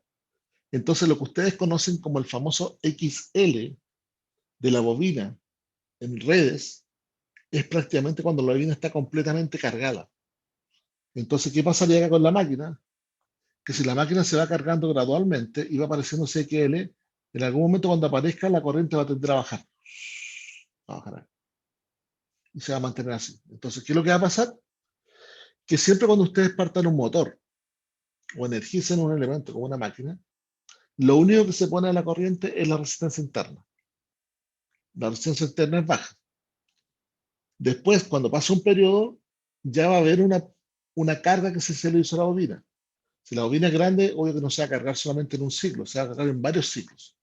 Entonces, a medida que se vaya cargando por cada ciclo que se vaya pasando, va habiendo más carga en la bobina, va habiendo más carga, hasta que llegue a cargarse completamente la bobina, que eso puede ser en torno de 10 ciclos, 20 ciclos, 30 ciclos. Y cuando se llegue a cargar completamente, va a aparecer el XL. Y el XL normalmente va a aparecer una impedancia alta, 3, 4, 5, y eso va a bloquear la corriente de la bobina. Entonces, ¿qué es lo que va a pasar ahí? Que ustedes van a tener una corriente máxima, una corriente de vacío, ¿cierto? Y un tiempo de carga para llegar a esta estabilización. Y ese tiempo de carga va a ser normalmente los ciclos que van a tener para poder cargar esa bobina. Entonces, cuando ustedes trabajan en máquinas eléctricas y energizan los motores, el motor se tiende a embalar al tiro, ¿ya? Pero uno no se asusta porque tiende a hacer esa subida y después bajada, ¿cierto? O sea, se asustan si esa corriente sigue subiendo, no para nunca. Ese tiempo de carga normalmente pueden ser un par de segundos, ¿ya? Dependiendo de la máquina que estén trabajando. Segundo o 30 segundos, 10 segundos, va a depender un poco de la máquina, pero les va a dar un poco ese tiempo de que la bobina va a ir bajando en corriente y magnitud. Entonces, ¿uno puede estimar ese valor de corriente? Sí, lo puede estimar. ¿Cómo puede calcular el valor de corriente máxima? Teniendo el valor de la bobina y la corriente. Entonces, aquí es sumamente importante que ustedes vayan manejando y manejan siempre en sus manos el ecuacionamiento y la forma de cuando se energizan y se desenergizan bobinas, y cuando se energizan y se desenergizan condensadores, porque sus curvas de operación son estándar. Cargan de una forma, descargan de otra forma. Normalmente siempre, como son bobinas o condensadores, estoy hablando separadamente, no las dos juntas, siempre voy a tener o un RL o un RC. Y como tengo un elemento pasivo, voy a tener una derivada. Obvio que en la bobina voy a usar el L por día de T, porque va a estar en función de la corriente eso, y va a ser redundante la tensión. Y en el condensador voy a usar el 1 por T por C por dB de C, que tiene que ver con la corriente condensador, pero por la tensión. Entonces, porque el condensador almacena distintos elementos, no almacena corriente, o sea, campo magnético, sino almacena campo eléctrico. Pero el fenómeno es muy parecido.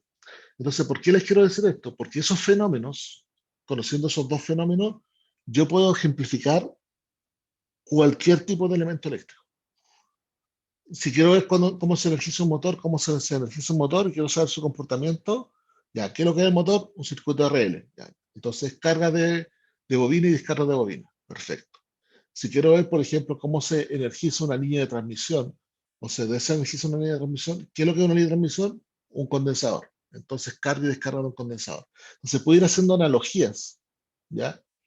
Y en vez de resolver tremendamente problemas matemáticos muy así rebuscados, yo tengo que buscar la simplicidad del asunto. O sea, a ustedes, por ejemplo, le hacen resolver problemas matemáticos y circuitos matemáticos sumamente complejos, pero no es para que los resuelvan, sino es para que un poco se les desarrolle un poco la capacidad en la cabeza de resolución o de aplicación de algún teorema, cosas de ese tipo.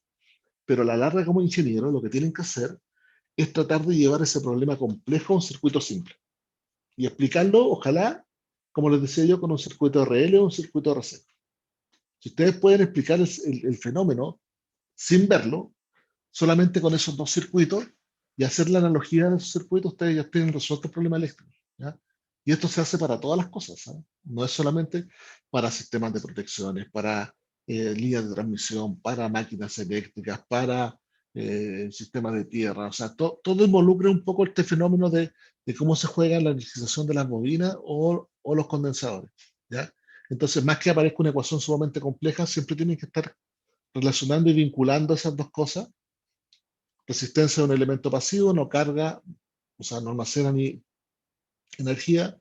Bobinas es un sistema pasivo también, pero almacena campo magnético, o sea, relacionado siempre con las corrientes.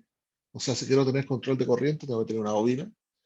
Condensador, un sistema que almacena campo eléctrico, ¿cierto? Y controla la tensión. Entonces, si quiero controlar la tensión en un circuito, tengo que tener un condensador para poder hacer control de tensión. Y de esa forma yo voy a empezar a jugar cómo se ordenan este tipo de circuitos dentro del contenido del curso. ¿Ya? De hecho, la electrónica de potencia lo único que hace es que a través de switch muevo energía de bobinas hacia condensadores para poder lograr lo que a mí se me antoje la gana. ¿Ya? Si ustedes me dicen, ya, pero construyamos un formato de salida triangular, ¿se puede? Se puede. Solamente yo tengo que tener un sistema de control y una referencia adecuada y puedo en la salida de un circuito sacar lo que se me antoje la gana. Puedo sacar circuitos, ondas cuadradas, ondas sinusoidales, ondas triangulares, mezclas de ondas, las puedo hacer. Y de hecho, muchas fuentes de alimentación que ustedes usan en el laboratorio se construyen con electrónica de potencia. Oye, que quiero un degrado de tanto. Perfecto, se puede hacer. ¿Por qué? Porque el circuito lo permite hacer. Es que no, yo quiero una onda triangular. O de repente, por ejemplo, si uno lo va con aplicaciones, las fuentes de láser, hoy día las máquinas de soldadura, todos esos sistemas se trabajan con electrónica de potencia. ¿Ya? ¿Por qué? Porque la fuente de láser no es que sea un valor constante, no, es un formato de onda dependiendo de la intensidad que yo le voy a dar. La soldadura también, las soldaduras que hoy día se usan normalmente tienen formatos de inyección de corriente que tienen formatos de formas distintas de onda. No es una onda así como sinusoidal o cuadrada, sino una onda que tiene como un formato preestablecido cuando se cargan las baterías. Todo eso va en formatos de onda, pero que lamentablemente no es así como ya, colócale tensión y carga, ¿no? Se tiene que cargar con un formato preestablecido en un tiempo. Por ejemplo, las baterías se cargan, ustedes dicen, ah, pero lo voy a colocar 12 volts y se agarra. No. Para que una batería se cargue, lo primero que tengo que hacer es excitar los elementos internos de la batería y para poder hacer eso necesito aplicarle una alta corriente y una tensión baja. Y se le aplica una alta corriente en un proceso de tiempo hasta que la tensión, por ejemplo, de una batería de 12 volts llegue a 15 volts.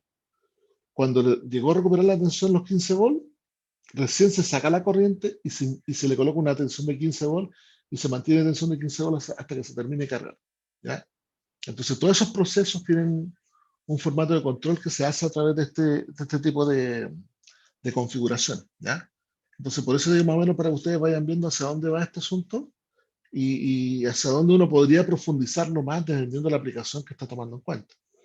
Pero lo base es entender los conceptos básicos. Los conceptos básicos acá, y en este caso son las energizaciones que yo les estoy mostrando y los circuitos siempre que les estoy mostrando para que ustedes vayan viendo cómo se van armando estas configuraciones que son bien especiales, pero que a la larga van a tener un poquito más de claridad a medida que ya vamos cerrando todos los procesos. ¿Ya? Ya, vamos a quedar hasta acá nomás. Entonces, no sé si tienen alguna consulta, alguna duda. ¿No? ¿Estamos? No. Ya, no veo ninguna mano. Profesor, Sí, dígame. disculpe. Tengo una consulta respecto al tema del informe. Eh, Solamente para confirmar, ¿se supone que es un informe y A un ver, paper? no, O... déjame abrir, espérate un poquito, déjame Ya, abrir ya. el archivo primero para poder ver, porque tuve una confusión hoy día en la mañana, se me enredaron los dos cursos.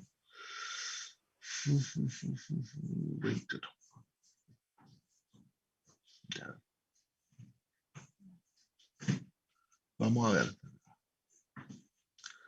Este es el trabajo 1. Dice, este es el trabajo, ¿cierto? Bueno, les cambié la fecha de entrega. Vamos a tener que ir desfasando. Ya dice, máximo 3 personas, tienen que diseñar un rectificador monofásico, ¿ya? Y esto lo vamos a ver mañana, vamos a terminar de materia, pero básicamente con carga de 5 ohms y representar sus ecuaciones, curvas de corriente y de tensión. Metodología, este es el rectificador que tienen que tomar, esto lo vamos a modelar, ¿cierto? Se van a modelar en el PSIN. Y lo que tienen que hacer es, este circuito que ustedes ven acá, lo vamos a ver mañana, pero básicamente tiene, o funciona el de 1 y el de 4, o funciona el de 2 y el de 3. Entonces la larga es casi una fuente en un circuito con una resistencia. Entonces las ecuaciones son bien simples, ¿eh? Las pueden buscar también en los apuntes, pero son bien simples. Entonces, para poder calcular a usted, es básicamente tener una fuente de tensión. Vamos a tener es como un rectificador de media onda, pero este diodo rectifica media onda y este otro diodo rectifica otra media onda. Entonces, termina siendo un rectificador de onda completa, digamos, ¿ya?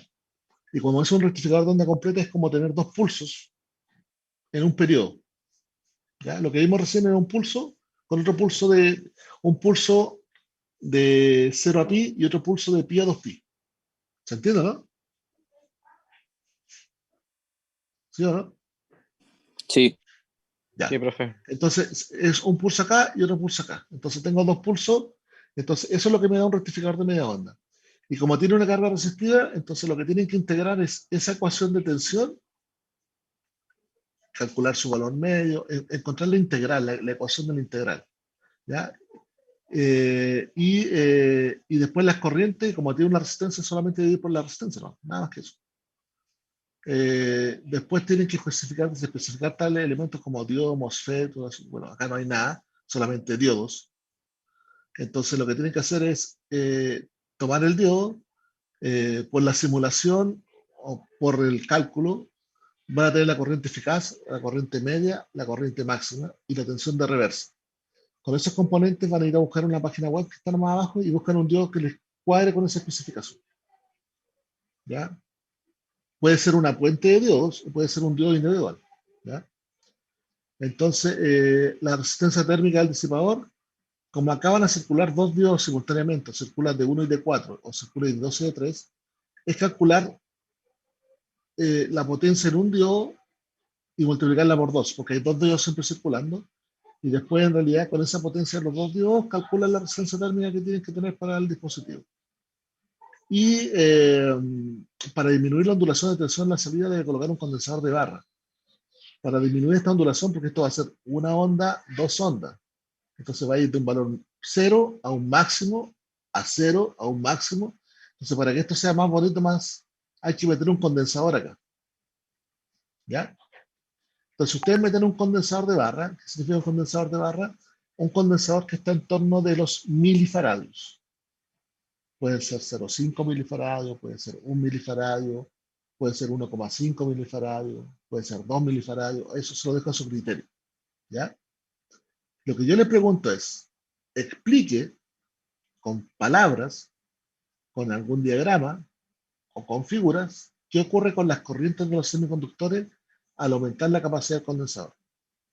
¿Qué efecto produce con la corriente alternada que circula por el condensador? O sea, cuando ustedes tengan esto y tengan un condensador acá, lo que tienen que ir haciendo es que, a ver, coloquemos un condensador de, no sé, 0,2 mili. Ya, veamos cuánto está la corriente eficaz y media acá y la máxima. Coloquemos otro condensador un poquito más grande. A ver, veamos cómo están las corrientes. Y explicar ese fenómeno, a ver qué está pasando con las corrientes. ¿Me sigue, no? ¿Sí o no? Ya. Sí, profe. Entonces, como están explicando las corrientes, después también les digo, ojo, pero no se olviden de la corriente que circula por el condensador. Porque igual se va a venir una corriente por acá, ¿ya? Hay que recordar, esto es de redes y de electrónica. Cuando ustedes tienen una bobina, ¿ya? Porque recuerden que esto es corriente continua. ¿Qué es lo que hace la bobina en corriente continua? ¿Cómo se comporta? Como un cortocircuito, ¿Y el condensador? como circuito abierto.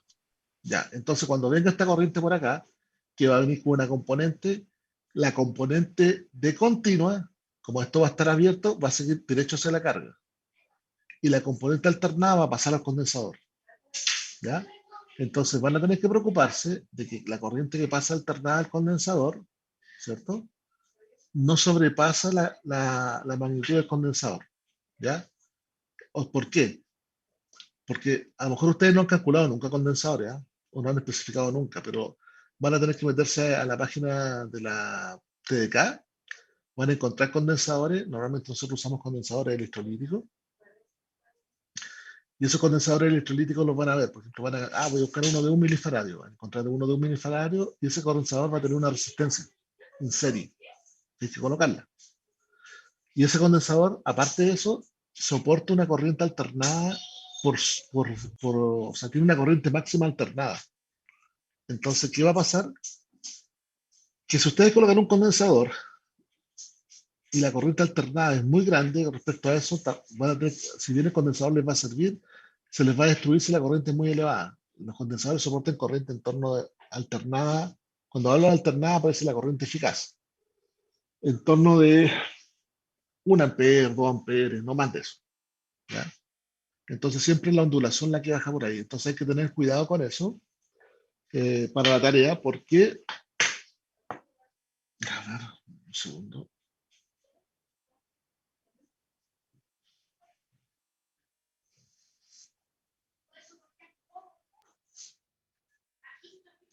Hay que tener cuidado porque...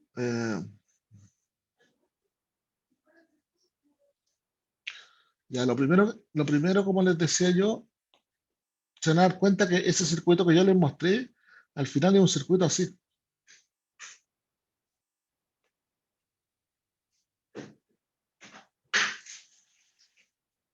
Eso es lo que tienes que resolver. Que este diodo que está acá es de 1 y este es de 4. El de 1 rectifica la parte positiva. Entonces, si yo tengo la tensión de entrada de esto, ¿cierto? En la rectificación voy a tener esto, ¿ya? Y ahí va a conducir de 1 y acá son de 4. Entonces, como tienen las formas de onda, de acá, de esto tienen que calcular valor medio, valor eficaz, corriente media, corriente eficaz, ¿ya? Que la van a tener por cada dispositivo. Como tienen corriente media y corriente eficaz por cada dispositivo, pueden calcular las potencias, las pérdidas, ¿cierto? Y como tienen las pérdidas, pueden calcular el disipador.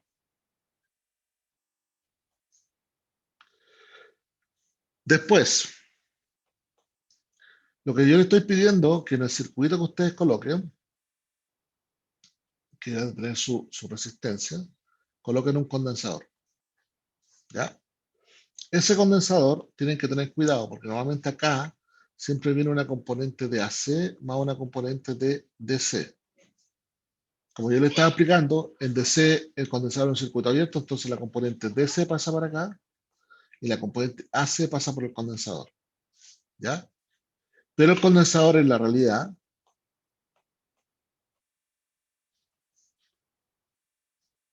se comporta como un condensador con una resistencia en serie que se llama RSE, ¿ya? Y más encima tiene una corriente eficaz. Entonces esas son las tres condiciones. Bueno, más encima tiene la tensión que tienen que soportar ahí, dependiendo de la tensión que está. Eso me parece que son 220 volts, que es bajo. Entonces tienen que ir haciendo esa relación.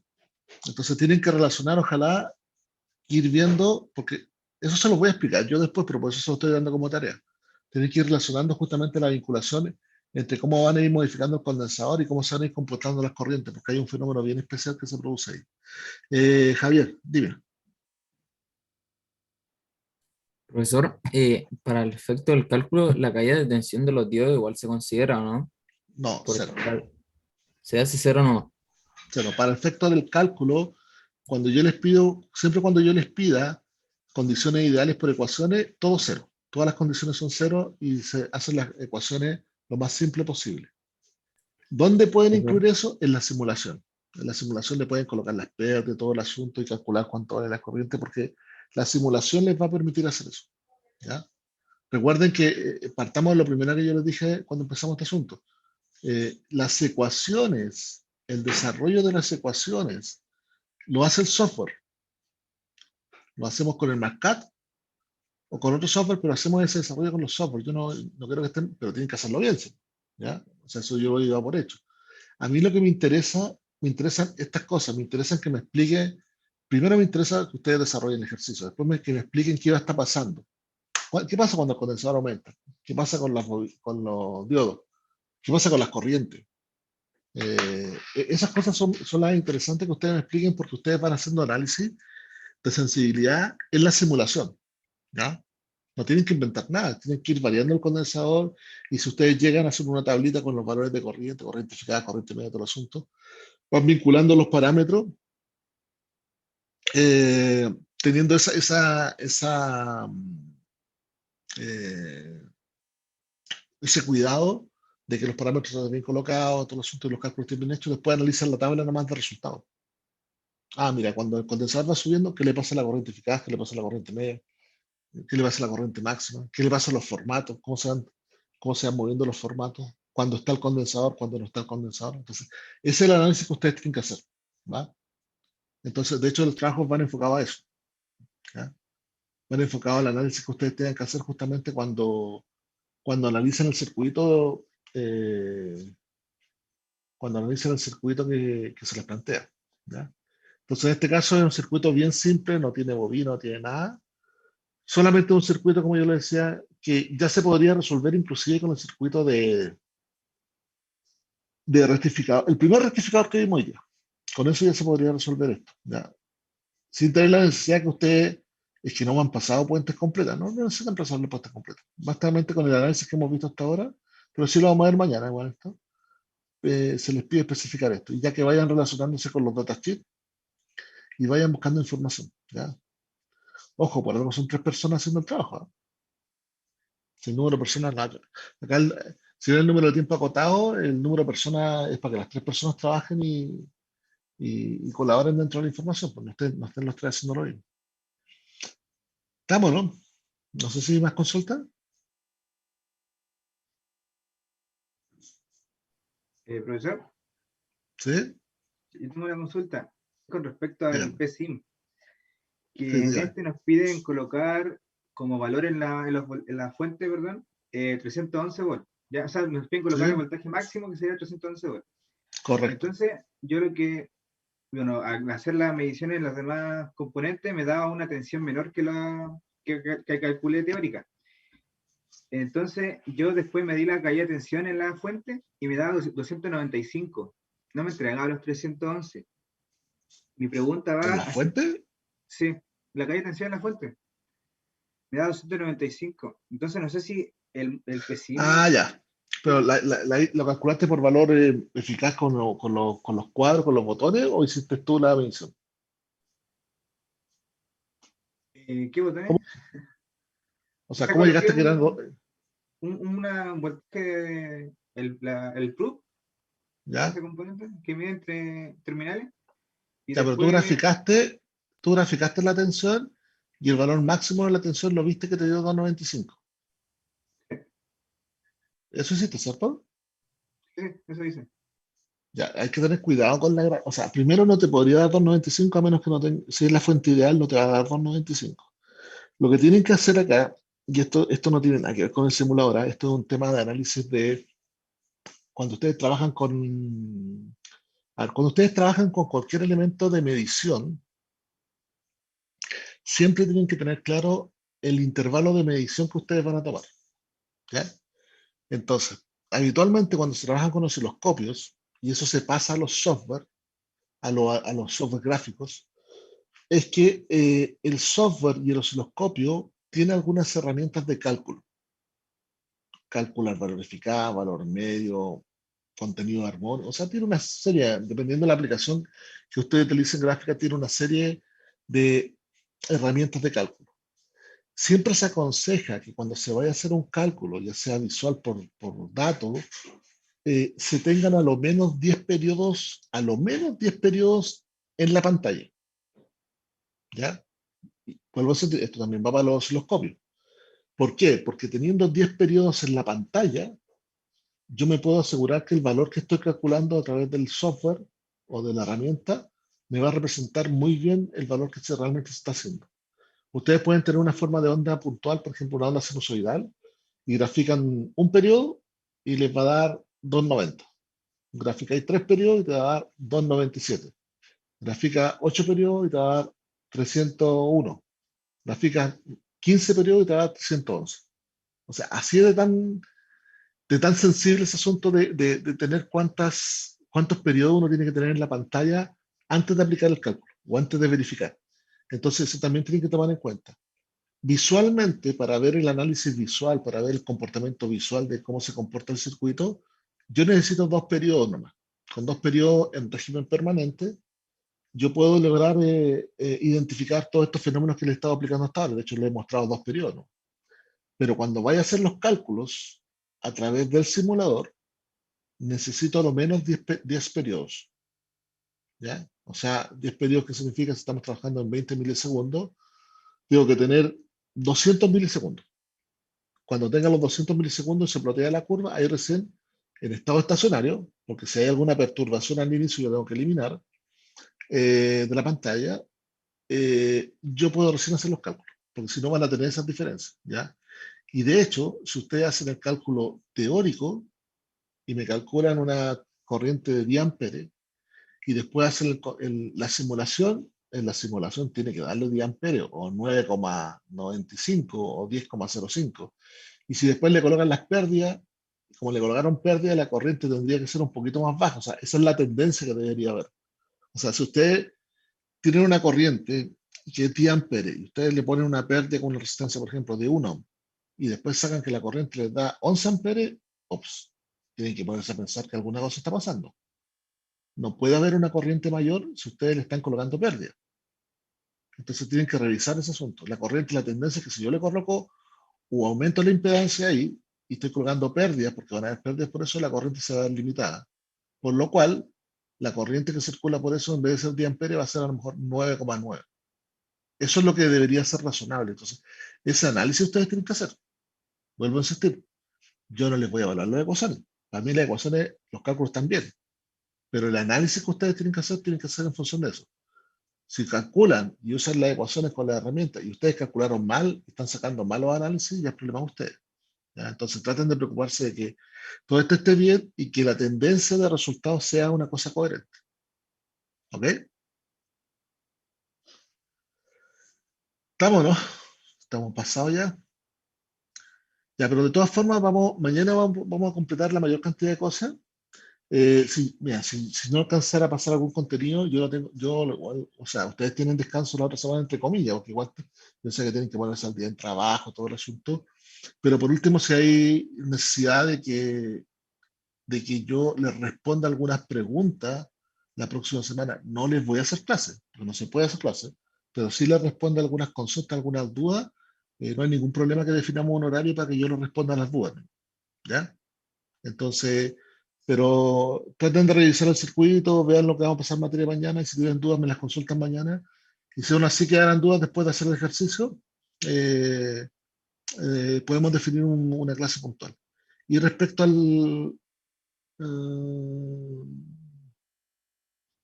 respecto a la entrega, acá dice, la entrega del trabajo según el formato de informe existente. No es el formato de paper de entrega, ¿ya? No, es el formato de informe, un informe tradicional. ¿Ya? ¿Estamos, no? Sí, profe, muchas gracias. Estamos ok. Ya, pues nos quedamos hasta acá nomás, entonces nos juntamos mañana en la tarde, ¿ok? Bueno, profe, cuídese, que Ya, tenga buen día. chao, chao.